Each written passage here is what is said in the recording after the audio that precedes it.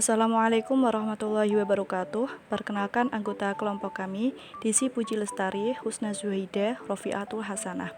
Di sini kami akan mempresentasikan mengenai pembelajaran sosial emosional pada topik 2 dalam ruang kolaborasi.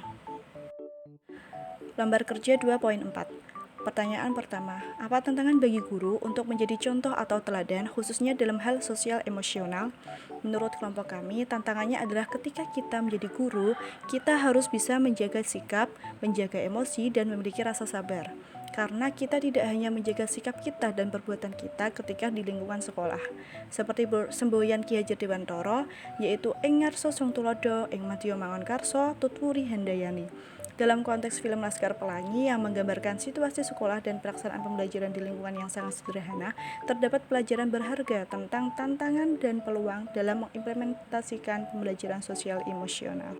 Pertanyaan kedua, kasus yang ada berkaitan dengan hal di atas berdasarkan pada pengalaman Anda mengamati proses belajar mengajar yang pernah Anda ikuti. Dari kelompok kami, kasus yang berkaitan dengan kami mengamati proses pembelajaran yang pernah kami ikuti adalah yang pertama, guru berkesulitan menangani siswa yang nakal sehingga muncul judgement terhadap siswa tersebut adalah siswa yang nakal tanpa mencari penyelesaian masalahnya. Yang kedua, guru bersifat tidak sabaran dan tidak welas asih dalam membimbing siswa-siswanya, sehingga dalam pembelajarannya guru seringkali membentak-bentak siswa. Dan yang ketiga, guru tidak menerapkan sistem among dalam menjalin kedekatan sosial emosional kepada siswa, maupun dalam bentuk karakter siswa seperti profil pelajar Pancasila. Pertanyaan ketiga, bagaimana sekolah bisa mendukung pembelajaran sosial emosional? Apa saja tantangan bagi sekolah?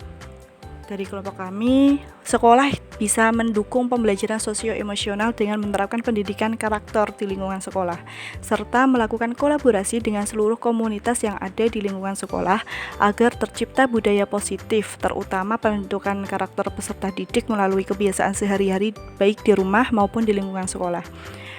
Adapun tantangannya bagi sekolah yaitu yang pertama ada secara kontinu dan berkelanjutan menanamkan nilai-nilai Pancasila melalui literasi sehari-hari di lingkungan sekolah. Yang kedua, menyertakan pendidikan karakter di setiap kegiatan pembelajaran yang dilakukan oleh guru. Yang ketiga, menambahi mata pelajaran SBK atau seni budaya dan keterampilan untuk menumbuhkan kecerdasan moral secara komprehensif minimal 2 kali seminggu. Yang keempat, sering memberikan workshop atau seminar kepada wali murid bagaimana menumbuhkan karakter positif peserta didik. Dan yang terakhir, menjalin kerjasama dengan wali murid untuk selalu mengajarkan budaya positif sosio-emosional kepada peserta didik. Pertanyaan 4. Apakah karakteristik peserta didik bisa mempengaruhi penerapan pembelajaran sosio-emosional? Jelaskan. Bagaimana menghadapi kendala tersebut? Nah, jawaban dari kelompok kami, karakter peserta didik bisa sangat mempengaruhi pembelajaran sosio-emosional karena peserta didik yang memiliki kecerdasan atau kepekaan sosio-emosional yang tinggi akan lebih mudah dalam menerapkan pembelajaran sosio-emosional ini. Akan tetapi pada peserta didik yang sosio-emosionalnya rendah, dibutuhkan kesabaran dan ketelatenan guru dalam mengasah kepekaan sosio-emosionalnya secara rutin dan komprehensif. Bahkan mungkin perlu dengan teknik-teknik khusus dan pendekatan khusus. Selanjutnya, tugas lembar kerja 2.5. Pertanyaan pertama, bila Anda sudah menonton film tersebut, apa yang bisa Anda pelajari dari film tersebut berhubungan dengan guru yang menjadi agen perubahan?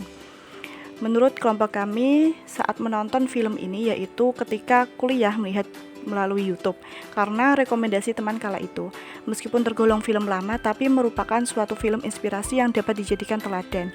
Film yang mengisahkan perjuangan dalam pendidikan di negeri pelosok yang serba terbatas dengan gigih. Sebagai seorang guru, tentu tidak boleh menyerah dengan keadaan yang penuh keterbatasan. Justru dengan keterbatasan tersebut semakin termotivasi untuk mengubah keterbatasan tersebut menjadi sebuah semangat untuk guru dan peserta didik. Itu adalah kesan pertama kami melihat film Laskar Pelangi. Pertanyaan kedua, bila Anda sudah menonton film tersebut, apa yang bisa Anda pelajari dari film tersebut berhubungan dengan guru yang menjadi agen perubahan? Nah, menurut kelompok kami dari film Laskar Pelangi, terutama terkait dengan guru yang menjadi agen perubahan, kita dapat belajar mengenai peran penting seorang guru sebagai sumber inspirasi dan motivasi bagi para siswa, kemampuan guru dalam melihat potensi dan bakat siswa, serta membantu mereka mengembangkan diri, keberanian guru dalam menghadapi kendala dan tantangan dalam menyediakan pendidikan yang berkualitas. Pertanyaan ketiga, Anda bisa menonton alternatif film lain berhubungan dengan guru sebagai agen perubahan seperti Dead Poets Society dan Sokolo Rimba. Nah, jawaban kami, alternatif film Dead Poets Society yaitu sebuah film drama tahun 1989 yang menceritakan tentang seorang guru bernama John Keating atau Robin Williams yang mengajar di sekolah militer atau sekolah tentara laki-laki di New England. John Keating mengajarkan kepada peserta didik tentang berbagai apresiasi seni dan cara berpikir baru yang menantang status quo. Melalui pembelajaran tersebut, John Keating menginspirasi beberapa peserta didik untuk mengeksplorasi kebebasan, berpikir kritis, dan keberanian untuk mengambil resiko. Selain itu, film ini juga menceritakan tentang bagaimana orang yang berani menantang status quo sehingga dapat menginspirasi orang lain untuk percaya pada diri mereka sendiri dan membela apa yang mereka yakini. Pertanyaan keempat, apa yang bisa Anda pelajari dari kejadian atau film tersebut dan apa hubungannya dengan pembelajaran sosio-emosional, Dead Poets Society, dan Sekolah Rimba? Jawaban dari kelompok kami yang bisa dipelajari dari film Dead Poets Society yaitu yang pertama, dengan mengutamakan rasa kasih sayang yang tulus kepada peserta didiknya, maka seorang guru akan mencari setiap peluang untuk dijadikan sebuah kesempatan belajar. Yang kedua, jangan memanfaatkan peserta didik hanya untuk menaikkan pamor instansi atau sekolah, namun bantulah mereka berkembang secara optimal dengan berlandaskan rasa kasih sayang. Dan yang ketiga, guru yang baik adalah guru yang akan menghadapi segala rintangan yang ada di dunia pendidikan dengan sikap yang tenang dan penuh kehati-hatian, sehingga semangatnya dalam memberikan pelayanan yang terbaik tidak akan pernah pudar di telan masa. Sekian presentasi dari kelompok kami, terima kasih atas perhatiannya, kurang lebihnya kami mohon maaf. Wassalamualaikum warahmatullahi wabarakatuh.